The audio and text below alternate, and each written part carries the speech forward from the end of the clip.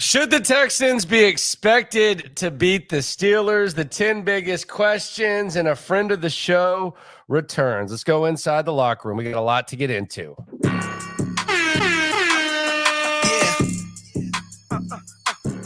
Yeah. It's the locker room on YouTube. You know what it is. Let's get it. Hey, locker room. Yeah, we in the locker room. Texas talk. Yeah, you know what we about to do. Localize every angle's what we really do.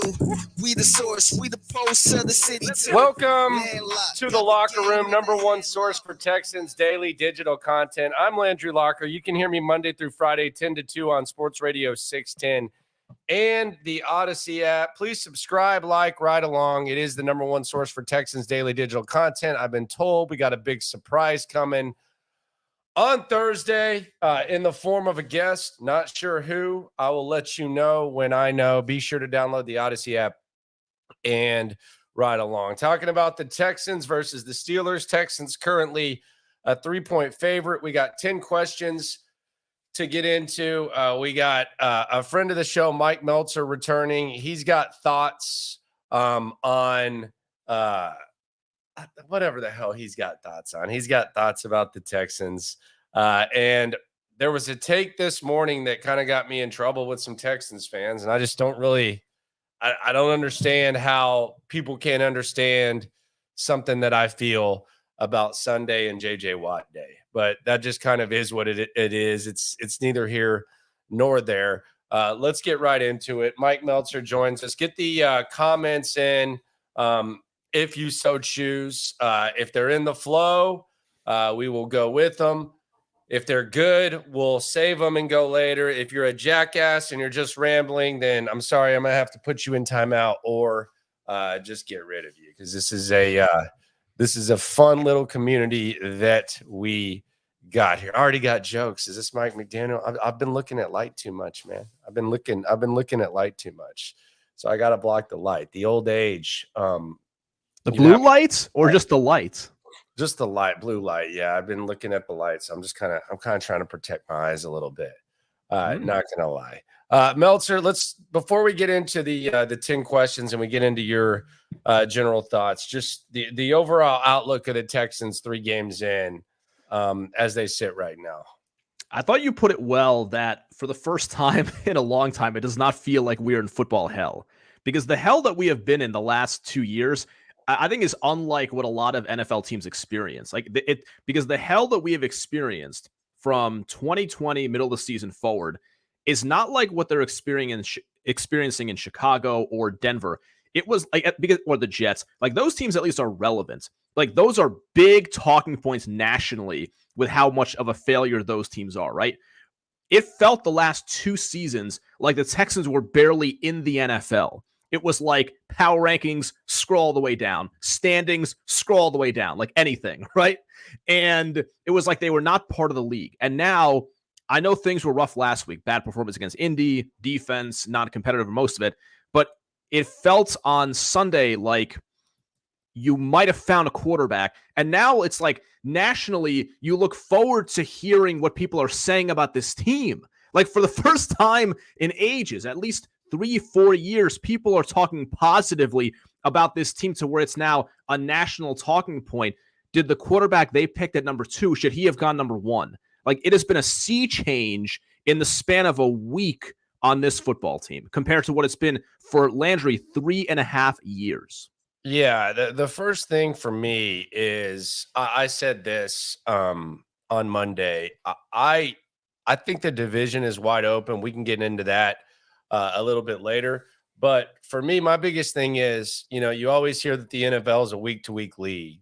And you always hear, anything can happen on any given Sunday. That hadn't been the case for the Texans the last few years. Like, it's the same crap each week. Like, there's nothing really to look forward to. And I think at the very least, especially if the team gets healthier, you're looking at a squad that could have a chance to compete and could have some significant pieces, including the most significant piece of all moving forward, to where there's at least a certain level of excitement. And that was really the biggest problem I had with the Indianapolis game. Wasn't necessarily that they lost. It's the way in which they lost. Because I think that the good coaches And we saw it early with Vrabel in Tennessee. Hell, we witnessed it up close. His first career win. You're allowed to play good football even when you're injured. Yes. And that's what they did. And that to me is very, very encouraging. And I'm intrigued to see where exactly it goes from here. And just to put in perspective how bad things have been, do you remember what you were doing on December 26th of 2021? I know that's the last time they won a home game because I know you've done this. It's also the last time that they won back-to-back games, because the week before that they went to Jacksonville and won a game. And not only is it last time they won a home game, it's the last time they won back-to-back games. So on Sunday, you're looking to win a home game for the first time since that time, and you're looking to have a winning streak for the first time since that time. Yeah. So this is date. So Landry, December 26th, that was the Rex Burkhead game against the Chargers. Yeah, I think Nick Caserio still locks the door and puts the tie outside of it and watches that. I know. Good point. I remember I watched the game, obviously. That was when I watched at home. It's obviously the day after Christmas. So, you're in the holiday spirit. But yes, it for some reason, that game feels like it was a week ago and yet a long time ago at the same time, is what I would say to that. But it's bizarre to think that they've gone this long without winning a home game, even though the wins have been few and far between the last couple of years. Yes, 100%. I think that this is a big game, and now I will tell you this, Landry. I think you're kind of hesitant to believe that. Yes. The Texans are going to win this game on Sunday, and just 100%. Go ahead and say why. We'll get into it when we get into the three takes. But why are you worried about Pittsburgh? I'm assuming it's going to have to do with the offensive line. And by the way, I saw Storm report just said that he doesn't think Tunsil's going to play, and he said Horse at the front. So, I know he talks to players a lot and stuff. So I'm assuming he's not just pulling that out of nowhere. I was a little worried when Aaron Wilson had some of the details, like late in the weekend, I think, about the Tunsil injury, how like it's stiff, it's painful. I'm guessing he's getting that from like either the player or the agent, something along those lines. So that, and plus, like, let's be like, Tunsil, we go back to 2 years ago where it's like, okay, this is kind of the downside of having a mercenary as your franchise left tackle, because when he's hurt, it's like you got to get him to 105% before you see him back out there. Yeah, I would say with Pittsburgh, it's like, okay, they're on a bit of a shorter week with Sunday night. They had the whole travel delay. I worry against Tomlin. I worry about not like the D'Amico part of handling success, but just the natural human, like, finally, it felt like the floodgates opened on Sunday to where people could feel good about the franchise for the first time in forever. And as a human, like, do you bounce back from that and like focus, like obviously focus on Pittsburgh, but with the same edge that you might have had on Sunday? I think the TJ Watt thing is just a terrifying, like, I wasn't scared of anybody on the Ravens or the Indianapolis Colts. He's distracted from all the shenanigans. That dude ain't going to be distracted. I was on the air on Mad Dog Radio on Sunday night. So I had my friend Filipponi on because he was at the game in Las Vegas. And what he said that I found interesting was he said he wouldn't trade Kenny Pickett for Caleb Williams. Yeah, that's dumb. Yes, he's a big Kenny Pickett guy. But what he said on Sunday, which I think was more realistic, was that he views TJ Watt not only as the best pure edge rusher in the NFL, which is a little bit different than, let's say, what Micah Parsons does, but he views TJ Watt as the greatest pass rusher in the history of the Pittsburgh Steelers. And he went down the list and he's like, this is why he's better. Greg Lloyd. Yep. All the guys from the Steel Curtain. Mean Joe, all those guys. Yeah. Yes, all those guys. Yep. Okay. I mean, I think he is. I think he is that terrifying on that. But I mean, his Kenny Pickett stuff is an absolute joke. Oh yeah, it's hard to reconcile. Like, I don't know if he's being serious or not. And I like Filipponi. I like listening to him on weekends when he's on. And if I want to peep Pittsburgh radio and get a pulse of what's going on there, that's fine. But it's hard for me to take him serious with the stuff he's saying about Pickett. Like, you're gonna get excited. I mean, but you wouldn't trade him straight up for Caleb Williams? What are we doing? He's throwing out Hall of Famer, like all kinds of stuff. I don't know where this comes or not. But Landry, you know where this comes from. Because he went to Pittsburgh and they practiced right by there, right? Not only that, because remember, NIL started 2 years ago. So Andrew had Kenny Pickett on as a weekly 2 years ago. And he's actually said, like, because he's gotten to know Kenny, he feels like there's something special to him. Now, God. Yeah, this would be like, I don't know what your equivalent to this would be, but it's like if you had somebody, a college quarterback on weekly 2 years ago. I don't know that would be applicable at Sports Radio 610, but like if you got to know a guy and he became a first round prospect, you felt like, hey, I talk to this guy every week. You probably, text, or you probably get to know him a little bit off radio, and you have a certain window into a guy. But no, even if I knew somebody that well, I wouldn't say that I would take him over Caleb. I mean, come on. Let's be serious. That's absolutely ridiculous. Mike Meltzer with me. It is the Locker Room, number one source for Texans daily digital content. Be sure to subscribe, right along for the best Texans digital content. Question number one: did they get it right at quarterback? Did the Texans get the top guy? Is it already okay to say that CJ Stroud is the best quarterback from this draft? And I think I was a Bryce guy. You were a Bryce guy. We're 3 games in. Yeah. Did you think they got it right at QB? Well, here's how I'll answer this. I was a Bryce Young guy, and I still believe in Bryce Young. We're 2 games into his career. But at the same time, I also wanted them to draft a quarterback, as we discussed ad nauseum back in March and April. So I liked the selection of CJ Stroud. So I'm kind of like in both camps. I think they drafted the guy who they had to, and he has been promising in a way that you really like from an NFL quarterback. From the pocket, he's clearly getting better every single week.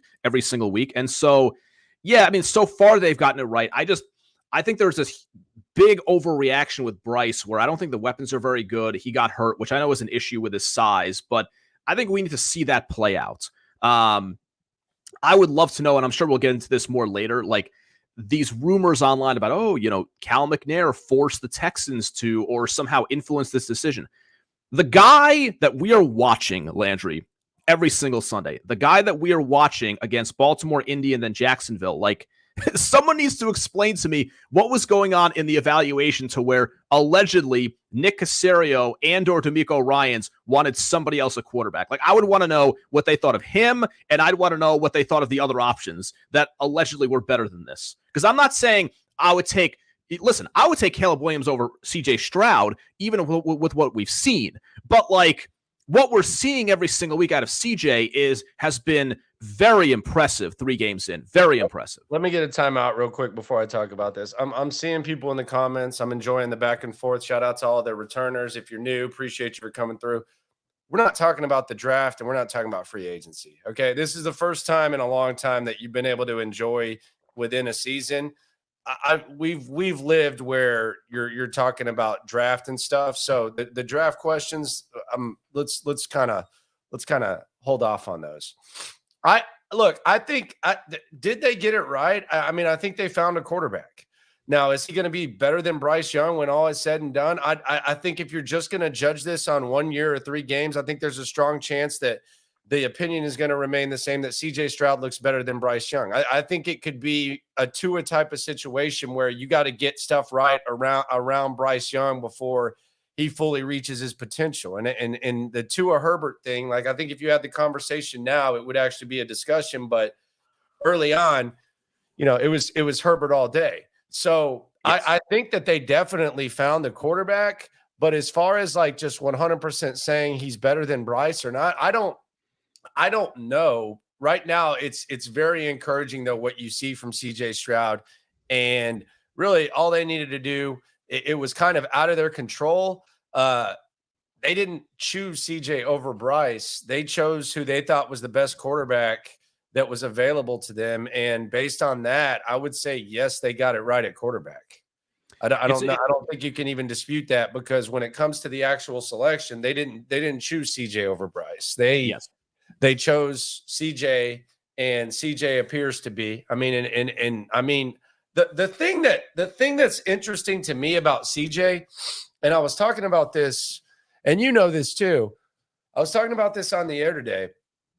First of all, the makeup is through the roof. Like the makeup is absolutely through the roof when it comes to like the maturity and all that. I mean, he's apologizing for saying hell. It's I mean, it's next level with CJ as far as the makeup, the charisma, the leadership, all that. I think he uses his legs better than advertised. But I talked to a lot of people from Ohio State. I know a lot of people who cover that team closer than anyone. None of them were acting like he was him either. So I don't know, like that they said he was good, but like it wasn't like there was like just some sort of like, oh no, this is 100% the guy you got to get. Like, oh man, he's gonna take you where you want to go. Like, not maybe in a crazy way, like the thing that was talked about with CJ Stroud, like the talent, maybe that didn't allow him to truly like show his true talents. Like maybe there's like a backwards way of that, but even like people at Ohio State, there weren't a lot of them saying, okay, this is the dude, this is the guy, this is who it is. They were talking about his limitations as much as anyone. Yeah, he was kind of a weird prospect coming out in the sense that people have a certain like bias when it comes to Ohio State quarterbacks. And, he was super productive, but they never won, quote, the big game. But the thing that stood out to me about CJ Stroud, Landry, when we talk about him as a prospect is the things that were unquestioned about him were this. He was very productive. He is very accurate, and he has good touch on the football.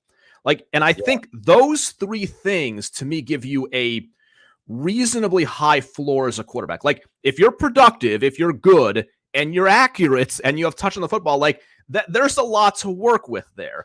Zach Wilson has never, and I think Chris Long said this, so I don't want to like steal his take, but yeah, I mean, I noticed this like just watching Zach Wilson when they played the Texans the first year. Like if the guy's 5 yards away, he's throwing it like he's trying to knock over those damn milk things at the fair. Like there's no touch on it. So I don't know if it's. Some people say you can't teach accuracy, and I think that was kind of some of the reservation with Richardson. Or Josh Allen before him, ability and all that, but yeah, and I don't know if touch is something you just develop at the NFL level, but you are right. There is touch, there is accuracy, and there appears to be some pretty good makeup too. I mean, I would also wonder. I forget, Landry, if I brought this up with you or Cody Stutes, but I think the most under-discussed thing in football the last 12 months is that Ohio State was one field goal away from winning the national championship. I mean, they're a field goal away. If they make that kick against Georgia, like they're going to beat TCU. Probably not as bad as Georgia did, but they were going to beat TCU. And I kind of wonder if Stroud was coming off of the Georgia game and they win the national title, would he have gone number one? That might be a little simplistic, but when you do that, like there's a whole narrative that builds up. And I legitimately, that's one of the things I wondered about because a lot of people do not talk about that missed field goal. The other thing, and I think this is, I think some people like when you get in like a mindset where you're trying to defend your quarterback, and sports fans are passionate and quarterback's the most important position and you want to ride and die with your quarterback. A lot of times you kind of look at this as a slight, but from like a perspective of a team you root for, I think it's like a great thing to have. And that's the upbringing with the quarterback. Like it matters. Like it's one of the most important things. And I think if you lay out, now I don't know if you can say this with Richardson because I think Shane Steichen's kind of might be an ideal coach for him. Although I don't know how sustainable it is what they're doing. But if we're just comparing CJ and Bryce, and I think that's pretty much where we're staying. I don't think anyone's even bringing Anthony Richardson into the discussion, fair or unfair. I don't think it's close if you just look at the weapons, the offensive line, assuming that the offensive line gets healthy, and the weapons might be better than we thought they would be. We'll get into, but I think CJ Stroud is by far, and this is encouraging for Texans. He's in a better spot than Bryce Young is, and I don't even think it's really close at this point. Which is strange to say. It seems like he is in a better spot. The Panthers' weapons are worse than I thought. And yet at the same time, like, I also think, Landry, there's a part of it. And I will say this caveat, that the Texans' weapons have been better than I thought, minus Dalton Schultz. I think CJ is making those guys look better. And I say that not as a knock on them. I say that as more of a positive towards him. I think he is elevating the talent around him to the point where, like, if we have any issues with the passing game the last few weeks, it would be more so like, oh, Schultz dropped a touchdown pass or Nico dropped a pass. Like, but the ball is very catchable in those circumstances. And And so so it's interesting you say like he's in a better situation because you look at Carolina, like offensive head coach, right? A guy who's called plays for a Super Bowl winner, I guess. Their OC is a guy who interviewed for at least one other head coaching position. Like better team last year. Yeah, better team last season. They ran it very well. And yeah, it's weird. It looks 3 games in like Stroud is in a better situation, but I genuinely wonder how much of that is CJ Stroud making it look like a better situation. Yeah, and I mean it can be chicken or egg. Rick says everyone said his receivers made him look good. Maybe it was the other way around. No, I don't think that Chris Olave and Garrett Wilson and Jackson Smith and Jigba and Marvin Harrison Jr. and this number 2, however you say his name, badass, that's probably going to be a damn number 1 pick. I don't think those guys needed CJ Stroud to look good. I think you're allowed to have multiple players. Yes. Question number 2. Who is the team to beat in the AFC South? I've laid this out. I don't know what Jacksonville is going to come out of this stretch as. I think they were a fraudulent top-tier team. Like if you thought Jacksonville was already a top-tier team, I don't think you really watched what happened last year. And we've been over this. Let me lay out the next 4 weeks for Jacksonville. And I don't know how the hell this happens, but I guess when you're like married to London, this does. They're going to London for 2 weeks. They're coming back from London. They're going to play that Sunday against the Colts, and then they're going to play Thursday against the Saints. That is like, and so they got the Falcons this Sunday. London. The next Sunday in London, they got the Bills. Then the next Sunday after that, they're going to get on a plane in London and go back to Jacksonville. They're going to take on the Indianapolis Colts. And then that Thursday, they're going to play the Saints, I think in New Orleans. Yes, that's in New Orleans. Correct. That's insane. Yeah, that's like I don't know. Like just being in London for 2 weeks is crazy, but you're going to London, you're playing 2 games, you're coming right back, you're getting right back in the swing of things. So you're not even getting to like relax. And then you're playing Thursday night. That seems kind of wild to me. Yeah, it's weird. You ever have those situations, as I'm sure we all have, Landry, where like you go out one night and the next night you're fine, but then you really feel it the following day, right? Yeah, I think that's what vacation, or like when you get back from a vacation and like you're kind of like, yes, I think sleep in your own bed. And we're not having to nurse like our freaking whole bodies like NFL players. Sure. Like I think that Indianapolis game could be fine, but then like that turnaround road game, short week to go to New Orleans, that could be tough. And then they go to Pittsburgh the following week. What surprises me about this is you have I know it's games too. Yeah. I know it's going to be 1 London trip, but 2 games in London and then back, and then 2 road games. And then they have the bye in week 9. Like if I was Doug Peterson, I would have preferred like after London. Yeah, I would have preferred that. Or at worst, I would have said, okay, the 2 London games, I'm there for 1 trip, home Indy, then I get a bye. But instead, they have short week and then a road game and then another road game. Yes. So it's a good point. Yeah. Yeah. So you have that. I don't know that, we saw the Texans beat the Jags. I thought that was a really weird game that I've already been through. I'm kind of moved past that. The Colts right now are 2-1. I don't know what they're going to do at quarterback when Richardson's ready to go. Who knows? But I don't think anyone expects them to run away with a division. And then you have the Titans, who just appear to be an absolute disaster at quarterback, but they're so weird. And Mike Vrabel's such a weird ass coach that they might F around and beat Cincinnati this week and be 2-2 with wins over Cincinnati and the Chargers. So this division just appears to be wide open. Like who is Jacksonville still your favorite?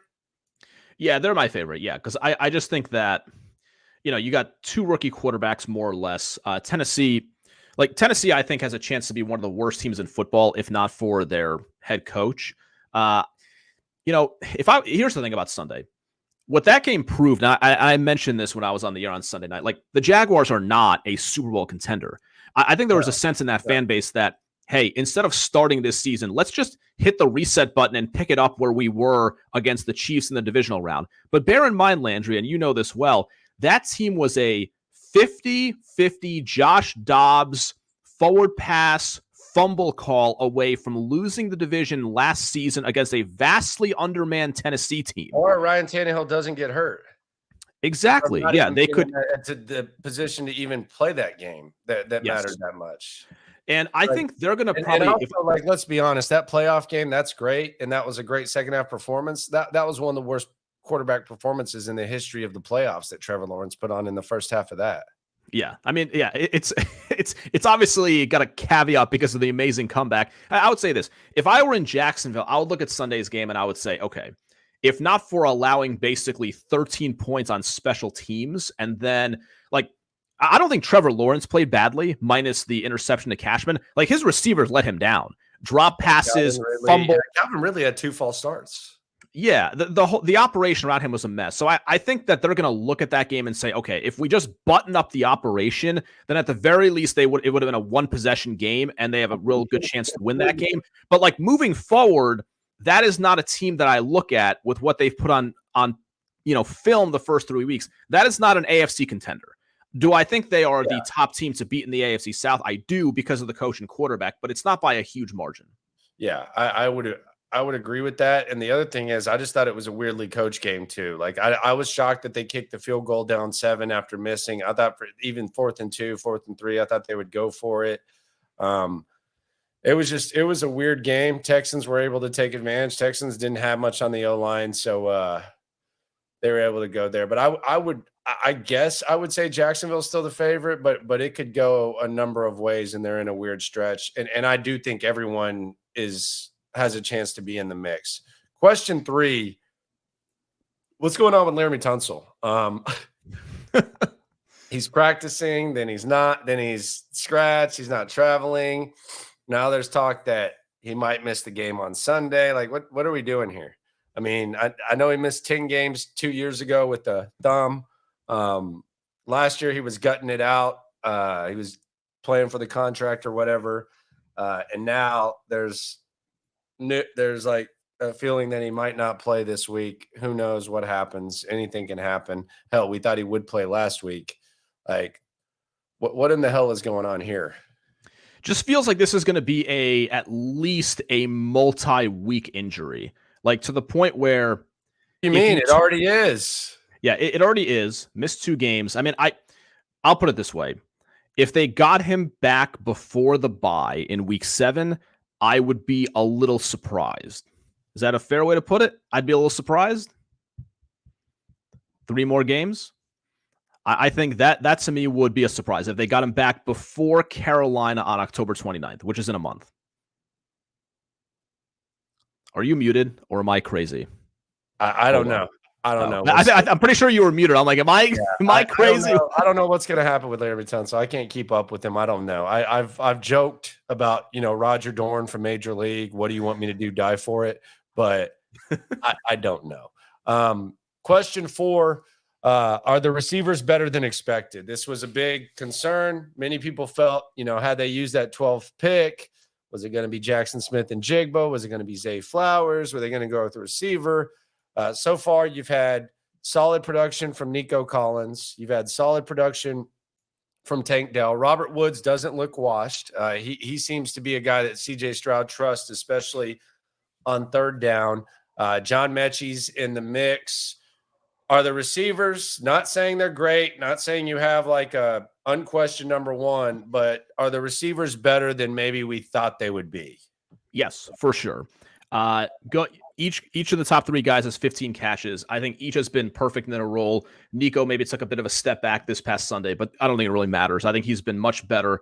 He has been kind of as advertised, like what people have been saying in training camp the last couple of years has been realized in these 3 games. Tank Dell, you have to be very happy about the way he played on Sunday. And it's not just like he's being used as a gadget guy just in the slot. And Woods, like, man, Landry, how many times have the Texans signed veterans, especially in the Caserio era, and you're just like, oh my God, like they're used, this is like a waste of time. They're asking that though. I didn't think he was that.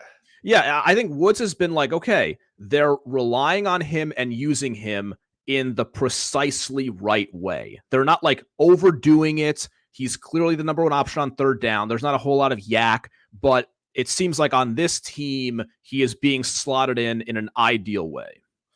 Be sure to like the video. Shout out to Texas Sports Unfiltered. It'd be much appreciated. How you can go out and come back in and do it, but it would be very much appreciated.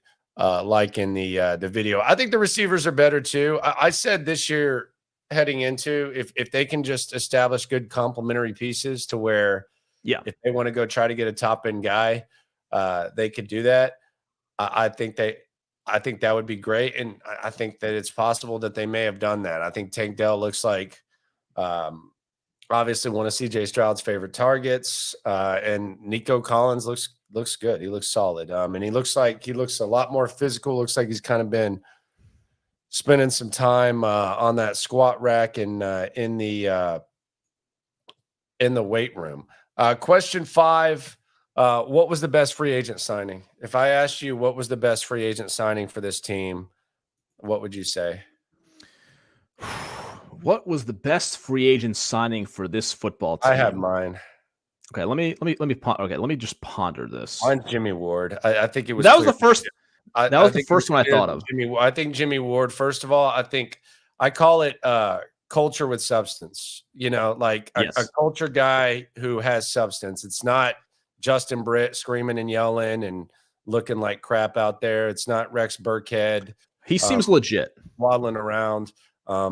He's a versatile guy. He can play. He's battle tested. He played for 4 coaches his first 4 years in the league. He's been a part of a rebuild. He's been a part of a crumbling situation. He's been a ridiculed rookie. He's gone through position changes. He knows the system. He communicates. You can kind of see him barking out plays before they were run the other day. I think it is by far Jimmy Ward. I don't even know if anyone – I don't even know like who I would even – you could maybe say Woods. Woods would be the other one. Schultz has been bad, obviously, although I suspect that'll change. Okay, well then we'll get right to that. So you going with Jimmy? Yeah, I would lean towards Jimmy Ward, even though he's only played a game, which is funny to say. But I'd lean Jimmy Ward. What's up with Dalton Schultz? That's question number 6. What is going on with Dalton Schultz? 7 catches, 47 yards.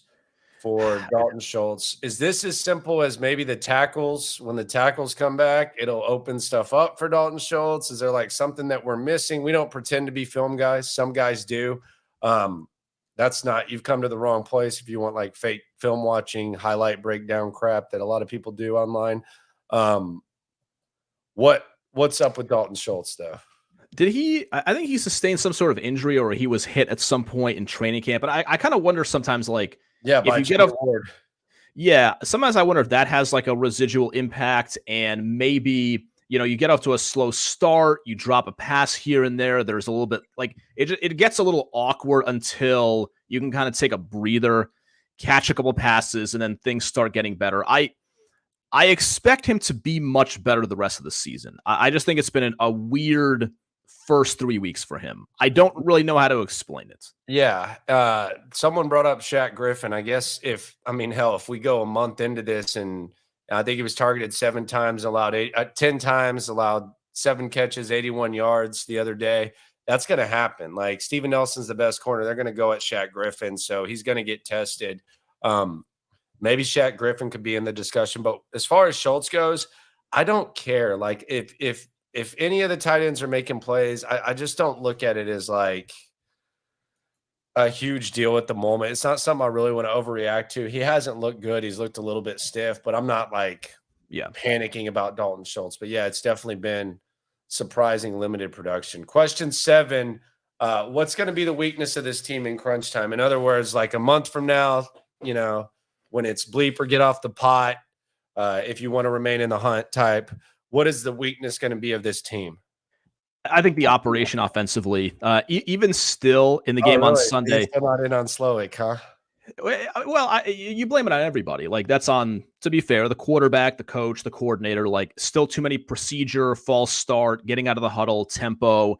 And I just worry that, if you put this team in a situation right now, especially with all these rotating offensive linemen, the 4 backups in, I know that'll change, but like you got to drive 80 yards in 7 plays, put the ball in the end zone. I just wonder if the operation is efficient enough to do that in a crunch time situation. Yeah, that's what I would say. It's interesting you bring that up because, I'm sure that might, like, people might raise their eyebrow and say, how can you say that CJ's playing this way? I'll put it this way.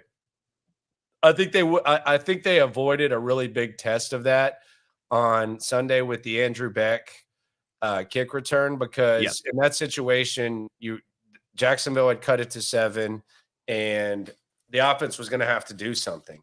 And unfortunately for them, and I guess fortunately for the Texans, Andrew Beck takes it to the end zone, and you get the 14-point lead, and you never really have to look back. Now they cut it. Now they did handle, when Jacksonville cut it to 10, they handled it well, but I am intrigued to see how they handle those types of situations. They really haven't had to come up big in clutch situations.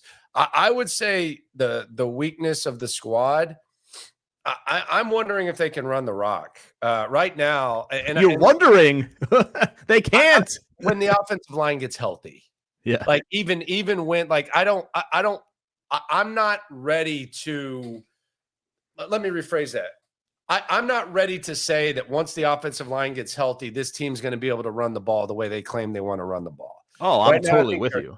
Right now, I think they got 70 yards rushing per game. Yes, they have 70 yards rushing per game, which is the 5th worst in the NFL. It's early. And 2.8 yards per carry, which is tied for the worst. That would be worse than last year, and they were the 2nd worst rushing offense in the NFL. So I know, like, when you get the offensive lineman back, I think the pass protection getting better is a given. I don't know that they're going to necessarily be able to run the ball effectively, and I don't know what that says about I mean, and what they think it is. I guess it can't get worse with the running game. I mean, they need to get above 100. Like, you gotta get to where you can consistently get above 100. Like 70's unheard of. I think that the challenge is that even if the offensive line is fully healthy, with the possible exception of Shaq Mason, is there anybody on this offensive line, if fully healthy, that's known as a plus run blocker? Because I don't know who that would be. Tunsil. I don't think Laramie Tunsil is. I don't know. I mean, I guess sometimes, but maybe Juice Scruggs, but he's a rookie. Titus Howard, no. Like, I would say your hope is when you get those guys back, the pass blocking, you don't have to worry about in the scheme as much, but they're not plus. I mean, I think they're more talented. And so you figure the running game has only an arrow up, but yeah, it's been terrible so far. I mean, I guess to be positive, they got a little bit more cracks at daylight when they got the lead late in the 4th quarter, which you hope, like, if the game script is like that for some of these games, just by virtue of having a lead, they'll run the football a little bit better. Yeah, I mean, and I think even Dameon Pierce's 3-yard runs the other day there was one where he should have lost like 6 yards and he ended up getting 2 yards. So yeah, they're a hard 3. He's fighting as hard as he can. It's just, I hope I'm wrong. I'm just a little bit hesitant to sit here and just say, oh, well, yeah, they're definitely going to be able to run the pill once the alignment come back. Question 8, and that is what I just brought up. Will they be able to? We just discussed that. Question 9, what is the thought process on Derek Stingley moving forward? And this is a great question. The reason I say this is because I think that they need to function as if in the best case scenario, Derek Stingley can be your number 2 corner.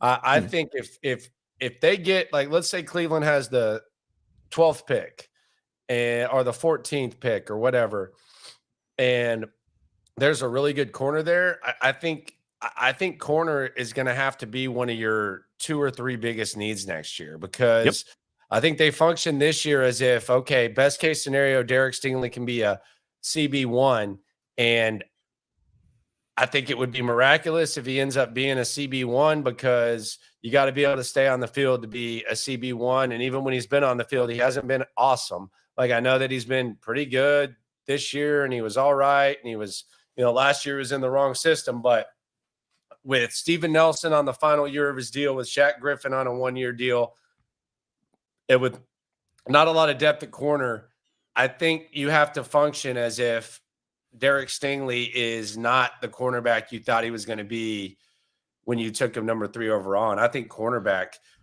might be a bigger need than receiver. And I mean, that, I don't think that any of us thought that was going to be the case heading in, but that's where I think they're at right now.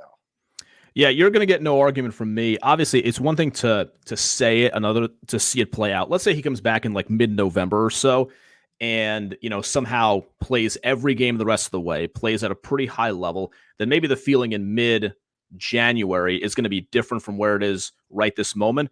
But yeah, I have no issue with that. Either free agency or first, second round of the draft. Yes, it is a priority, I imagine, especially with DeMeco Ryans and the emphasis on defense. I don't have anything bad to say about Stingley, the player. He seems to my eye to be pretty good. I don't know that he's, elite, but he seems to be a pretty good corner when he's out there, but you have to be available. And then, when you have the hamstring last year, now this year, you start to think about that clock, like you have the 50-year option, but like at some point in a year and a half, like they're going to start to have to make some decisions about Derek Stingley and where he fits as a cornerstone or not with this franchise.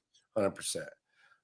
Question 10. I'll pull one from the people.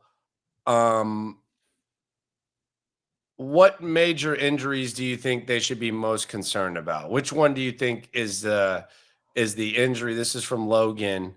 Which injury do you think that they should be most concerned about? I would say Tunsil, because you don't know where the light at the end of the tunnel is, and you don't really know what the deal is. So I would say Tunsil. Stingley's going to be out for a couple of months.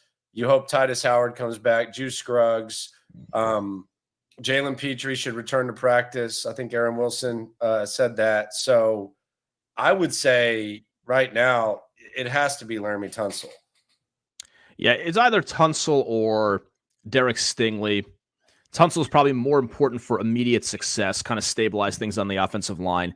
And I just think at the end of the day, like, not to play doctor with somebody else's injury, but it's like either the rest for a few weeks does it, or I feel like there should be some kind of surgery. Again, easier said by me. They're obviously the experts on it, but it's like, if you keep having a guy miss and be, a scratch every single week, it kind of impacts things from a roster standpoint. And it's interesting, like they've been, and I brought this up to our buddy Texans Cap. It seems like these teams are very quick to put guys on injured reserve now, right? Like very quick, because they can miss just 4 games and be back. They have not done that with Laramie. They have not done that with him, and he's already missed 2. It seems like 3 is in doubt. So if they're not putting him on IR, I assume that means they think he'll be back in the next couple of weeks. But with him, you never know. I assume. I don't know. Like, assuming can be. Yeah, you don't know with this guy. A little bit dangerous, for sure. We'll get to some more questions, but Mike Meltzer has some takes. I want him to elaborate on his takes. Yes. There are 3. Number 1, Colts overreaction. You're going to talk about the overreaction in week 2. Lay that out. So it seemed like we were at a real low point. I was pissed, so you might be talking to me. You were pissed. Seth was pissed. Everyone was like, honeymoon's over. And it was like everyone. No one said anything about it. That was Sean and Seth that talked about. Yeah, they said the honeymoon was over. John wasn't happy as well. So it just seemed like we were back to kind of the same old, and the thoughts about Casario's job security, it was immediately to the forefront after what happened against Indianapolis, and which I understood. I don't want to, like, a week later, just because they won a game, just make it seem like everything stated last week was completely off, because I don't think that is the case. But I did think to myself with that game, like, okay, it was a weird game in that you wonder what would have happened had Richardson stayed healthy in that game.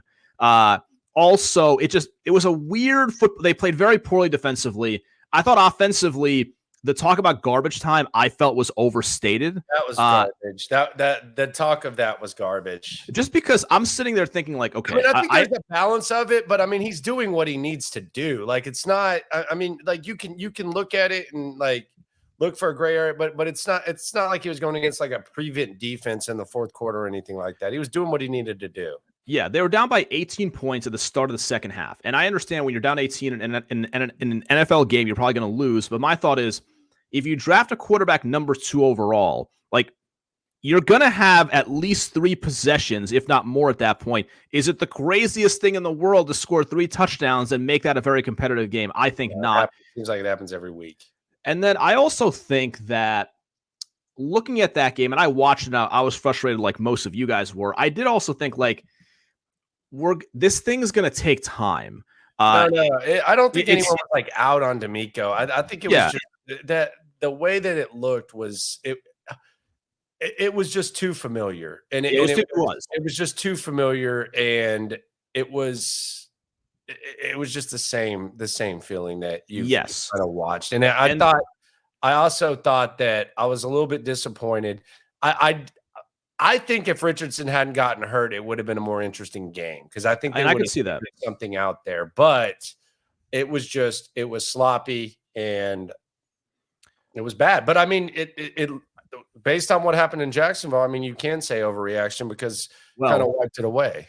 Here's the other thing. Indianapolis has now played 3 games with Shane Steichen, and I think they've acquitted themselves pretty well in every single game. They were competitive against Jacksonville in week 1. They won by a bunch in week 2, the game we're talking about, and then they went out and beat Baltimore on Sunday, and they, I know that was an odd game, and they got lucky with that non-pass interference call on EJ Speed, but they were in. That was a nip and tuck game throughout. So I think it's fair to say that 3 weeks in, Indianapolis is a better football team than we thought. So it was a disappointing effort. There's no question. Like, that was a bad performance. It's got to get better. But I thought, given what we're learning now, we overreacted a bit to the 11-point loss to Indy.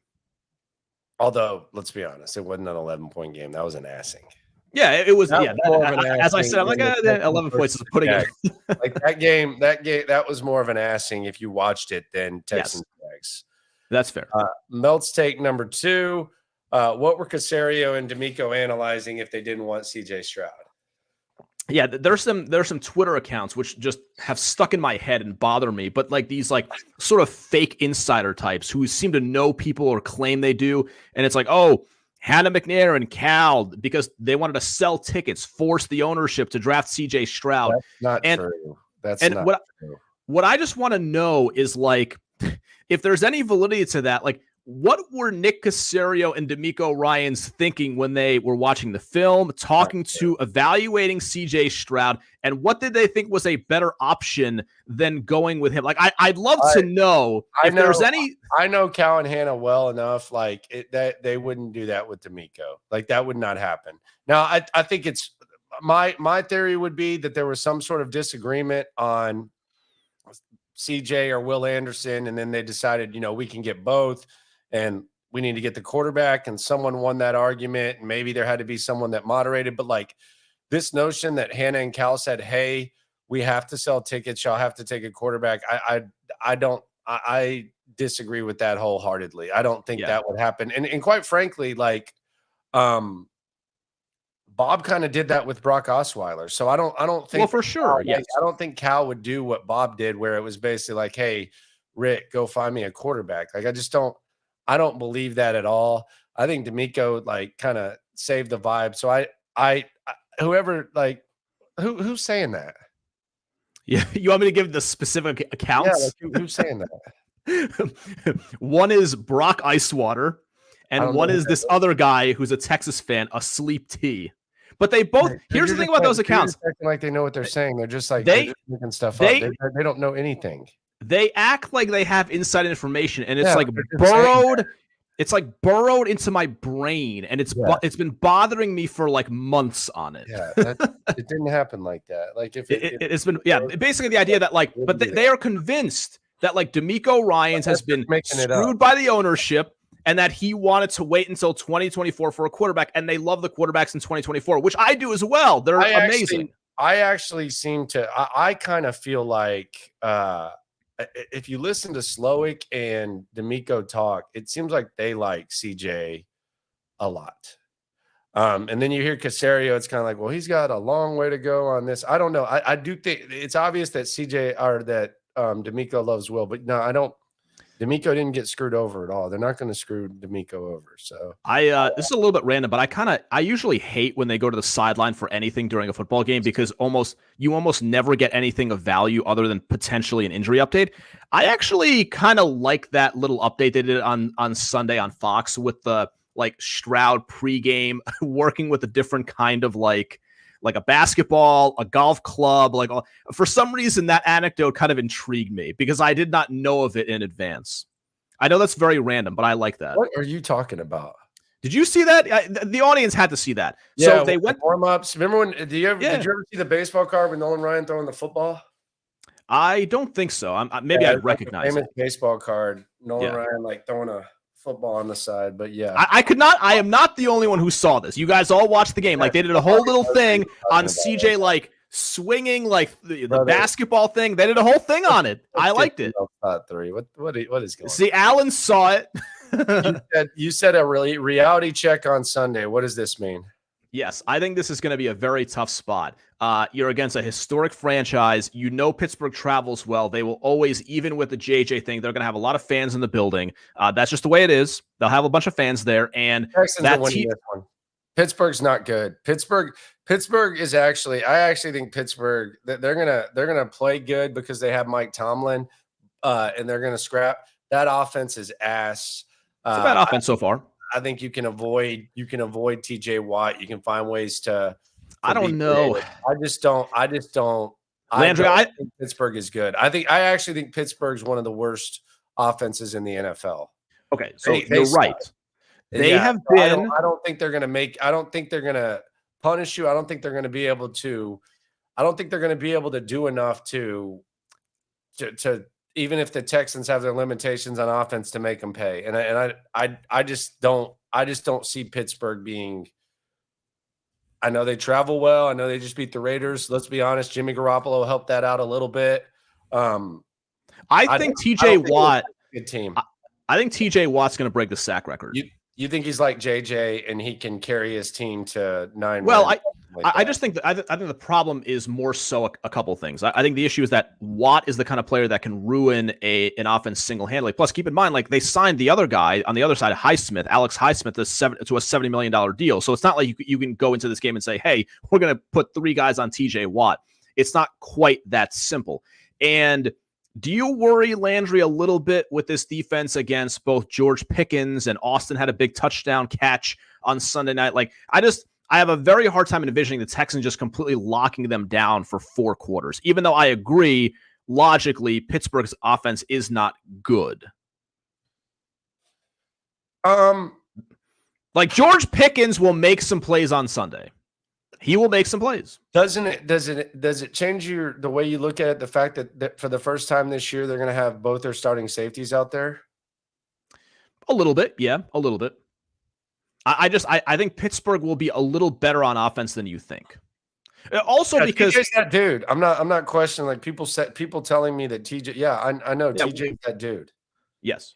There's no also the run defense still, Landry, is not like I'm not. It's not awesome.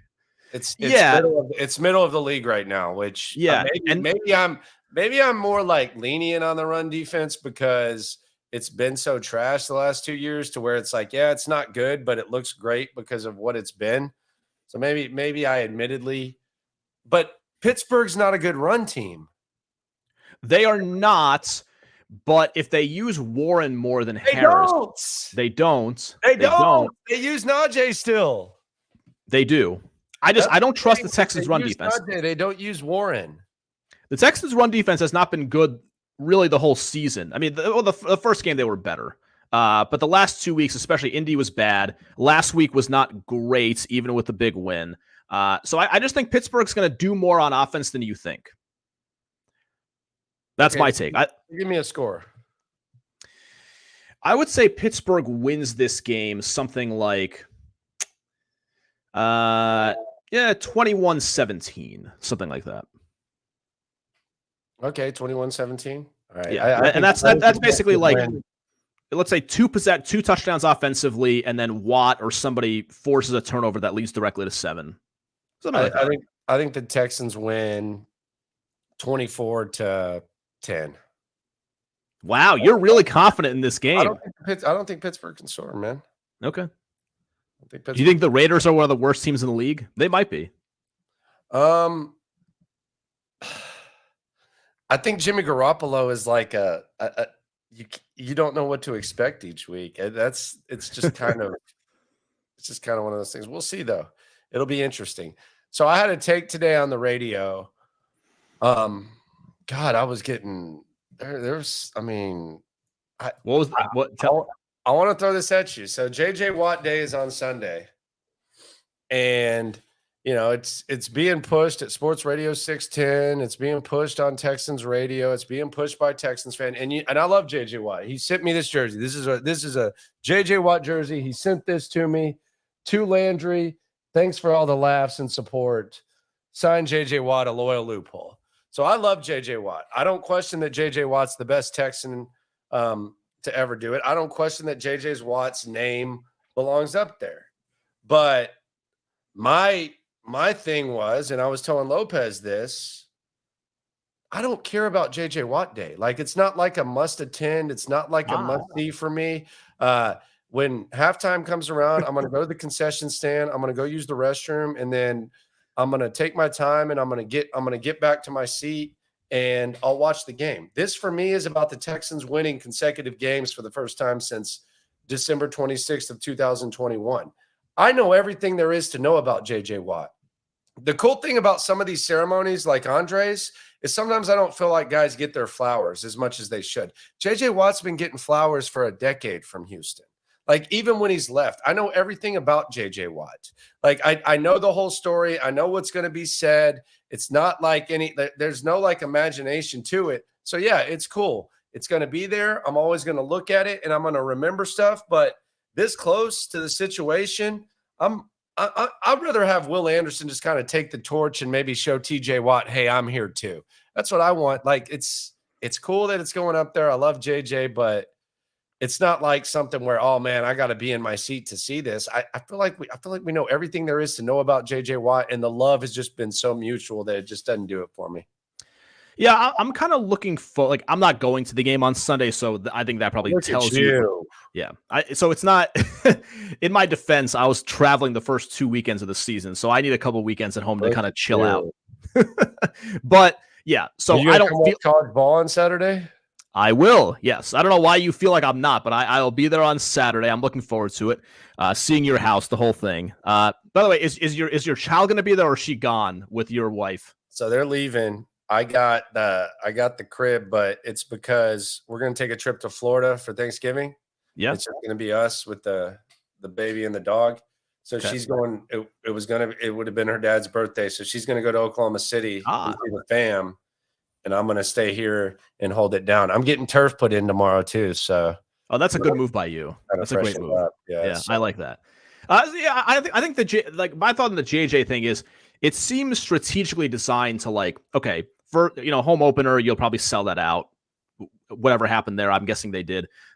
Second game, Pittsburgh, you're trying to like avoid an invasion of the opponent. I'm excited for the game. I just know JJ Watt, like he gets honored all the time. Like, if it were Arian Foster Day, I'd be like, yes, he's gonna get his due. But JJ Watt is on. I feel like he's honored every single day here. It's not like this guy didn't get his flowers. It would be like if John McClain announces his real retirement, I'm not gonna like even act like it's a big deal, because he's all over the place. Like, that's a whole other story. Yeah. By the way, he got ticked at me today. Oh, did he? And we love John. Why was he upset? Off air. It was a. What was he upset about? What was he upset about? He's upset because I keep talking about how he loves the Titans. Oh, okay. So he's annoyed by this. He said I need to cut that bleep out. He was like real serious. Like, he was like, Landry, you need to cut that bleep out. And I tell y'all stuff on the stream that I probably like wouldn't say. And I said, he goes, and it's not true either. And I go, McClain. He was like all mad. I was like, John, it is true, okay, but I'll cut it out. I'll cut it out at least till Tennessee week. I said I'll cut it out till at least Tennessee week. That's fair. Yeah, I was in Nashville for week 1. That's a fun place. Nashville, you'll have a good time there. Yeah, Nashville's a good spot, man. It is a good spot. But yeah, so JJ Watt Day, you're like, I'm not. I'm probably the wrong target audience for something like this, because I guess the weird thing to me, like, and I think you and I are basically the same age, so it's kind of weird, like, when you get to the age where you like vividly remember the start and finish of something, right? Yeah. So I was on Texans radio the night that J.J. Watt was drafted with Mark Vandermeer, with John Lopez, with Andy Kalu, and I got lucky because that was not a pick that people saw coming. I'm a Michigan fan.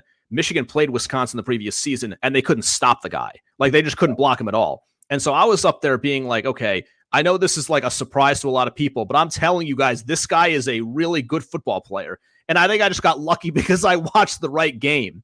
But it's weird because I vividly remember that night. It was 12 years ago, and now his career is over. And I guess it's a little different when it's like you grow up watching a guy, then their career's over. But it's like I vividly remember these things, and now it like makes me feel old in a way, sadly. But that's my biggest take on Sunday with JJ. Your own insecurities. That's not a reason. For me, when it's like a ceremony or something like that, it's like, oh, I haven't seen this guy in a long time, or oh man, like thank God, this is going on, or this is. I mean, what they waited a year. Like, yes. He retired. He retired in January. Yeah, he retired in January. So this offseason. Yeah. So it's not like there was any time in between. His jersey's immediately getting retired 8 weeks in.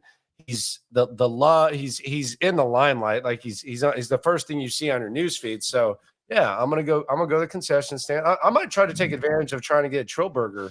Because I never want to wait in the line, so I might just try to go get a Trillburger or something during the JJ Watt thing. I think that's actually the game plan. So out of curiosity, JJ's new job on CBS, there was a bunch of discussion about this on the podcast I listened to after week 1. So is he on so he was there the first 2 weeks. He was not there on Sunday. Is he kind of on he's there like 2/3 of the time kind of deal on CBS? Does anyone know the details on that? I don't really know what's going on. I think it's kind of weird that he's missing this week. I don't know. I kind of feel like. Oh, so you think he's got to be at CBS? That's your take. I think you should have pushed this back a year and said, "Hey, I can't miss any time. It's my first year on the gig. These studio jobs are kind of hard to get, and I got to be there. But that's just me. You know how I am. But yes.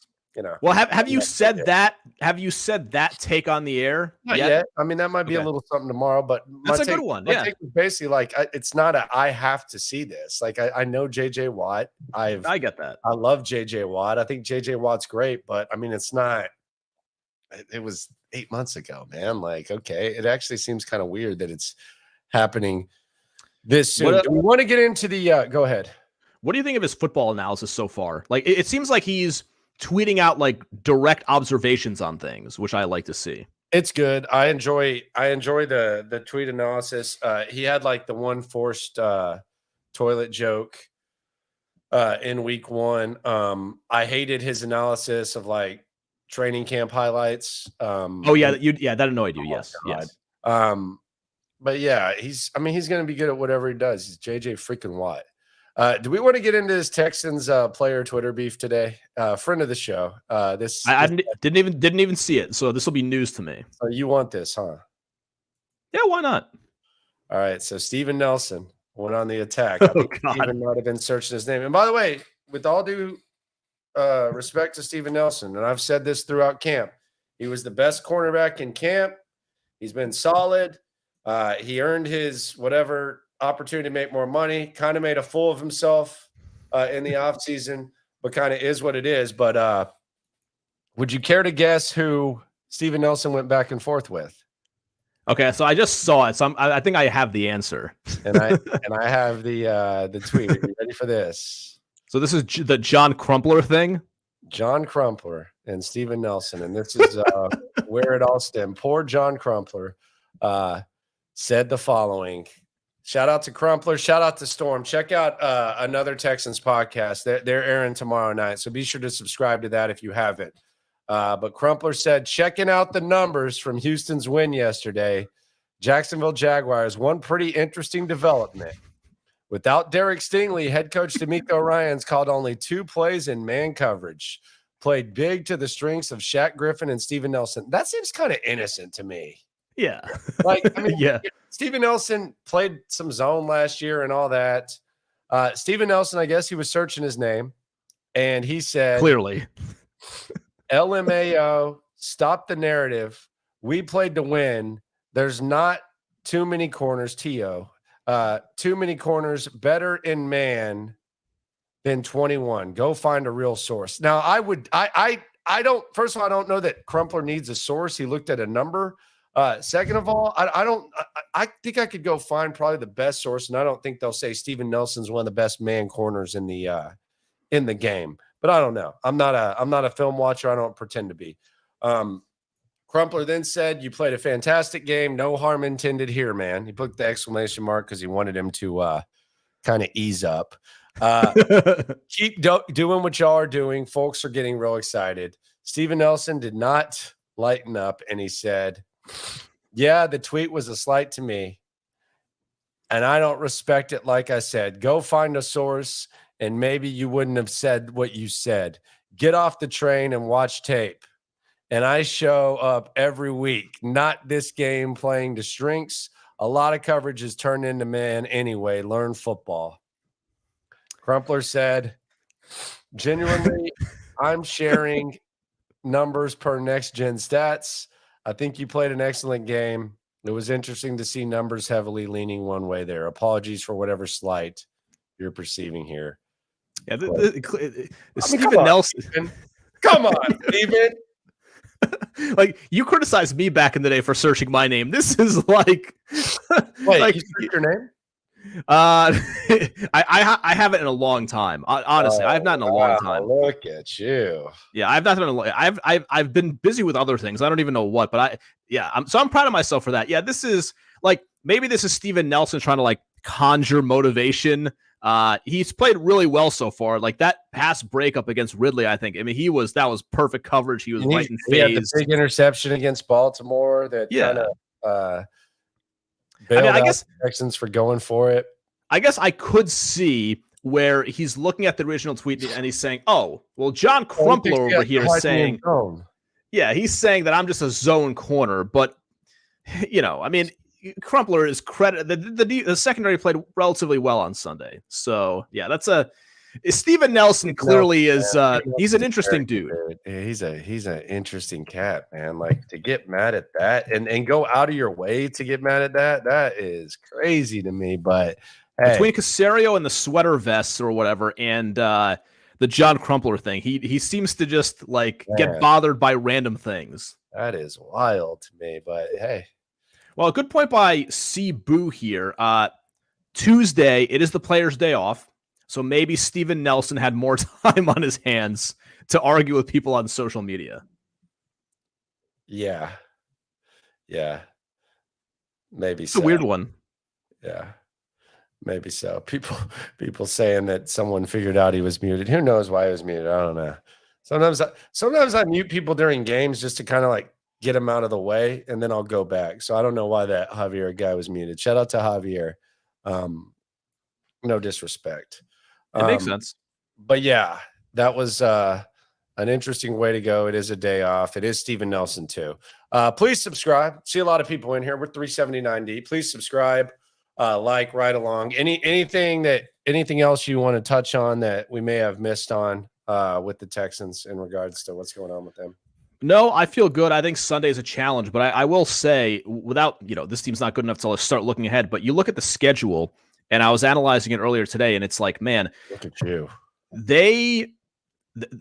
These games, they all feel like they're not going to win all of them, obviously. They'll, but every game seems winnable. Like the hardest one on the schedule that's left feels like, at Cincinnati, and you don't even know what the deal is with Burrow with the way that he's played. But the Texans, Landry, they don't play the elite teams in the NFL. Like, they don't play the 49ers, the Eagles, the Cowboys, the Chiefs, like the Miami, like the Buffalo, like these really big-time football teams. Like, they are not, like, they're just playing a collection of either mediocre, maybe slightly above average, we'll put Cincinnati in one category, or bad football teams. Like they have a ton of winnable games. I don't even know what Cincinnati is. Yeah, we don't know. Yes. So what would you like? What would you pick the Texans' record at right now if you had to guess? You know what? I'll say 7. I'll say 7. Damn. Yeah. Okay. But honestly, Landry, it's going to lose this Sunday. I don't think they're going to lose this Sunday. It's the kind of schedule. I don't want to overreact after one win. I do not want to do that. But it is the kind of schedule that if they somehow end up with 8 or 9 wins at the end of the season, like if that happens, like this would be a part of the reason why. Like they don't play up really any games where you're like, okay, you're going to need like the A game to even be competitive in the fourth quarter. Those teams right now don't exist on the schedule. You got a lot of teams here that are worse than we thought they were a couple of weeks ago, whether it's Carolina, Cincinnati, Denver, the Jets, Tennessee to an extent. Like there are a bunch of those. Yeah, I mean, I'm looking at 8 wins, and then who knows? Like if it goes a different way, I'm drinking the Kool-Aid. I'm drinking the long-term Kool-Aid, not the short-term Kool-Aid. I forgot about that Jags game this morning. I'm not even worried about that. My big thing is I just don't think Pittsburgh is good. I just don't think Pittsburgh is good. My big thing is just get CJ healthy every single week. Like that's what I'm more worried about than like wins and losses, even though it has a big impact giving up the first round pick. Like just get CJ healthy at the end of 4 quarters every week, and I will take my chances. Yes. 100%, man. I'm with you, and that shoulder, still keeping an eye on that. Having to get to the stadium as early as he did, I guess. How early did you say? You said 3 a.m. or something? That's what I heard. I mean, you know how telephone tag is, though. Sure. I mean, I didn't even like bother ask. Like sometimes I feel like I could ask certain people certain things, but I don't even want to put them in position to where they have to answer to me. You know what I'm saying? I get that. Yeah. Like, especially if it's not like a hugely big thing. When you guys talked about that, I was thinking, I have no idea what time NFL players get to the stadium. You know what I mean? Like, I don't have a good sense of that. I don't know. I think it's like 7. Okay. 7, like 5 hours Wednesday, before. maybe. Like, yeah. I don't know. Maybe 8. But yeah, that sounds about right. It just depends kind of what the routine is, what they got to do to get right. But like, do they eat breakfast in the facility? Do they eat breakfast at the stadium? Do they eat it before? Like these are the things that people don't talk about. At the facility guy, I would want to get it out of the way, but they got that cafeteria, so they do. Yeah, maybe you get in.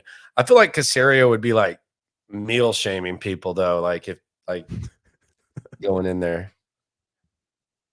Because you get to if you get to a stadium at 3 a.m., like what time would you have to fall asleep to wake up at like 2:30? I don't know. In the life of Colby apparently knows. I have no idea. Again, it could be romanticized. That seems kind of dramatic to me. I heard like 3, 5. I don't know. Like, but the thing is, he said he had to go in early. Maybe you're getting therapy on the shoulder for a long time. I have no idea how early you get there. I mean, that kind of seems like that would be a crappy night's sleep. Telephone tag, though. Who knows? Yes. Appreciate you, Meltzy. I'll talk to you. See you this Saturday. Little college Indeed. football action. Gonna be a fun one. Thank you, guys. Gonna be a good time. Might get some treats for the weekend. I'm looking forward to it.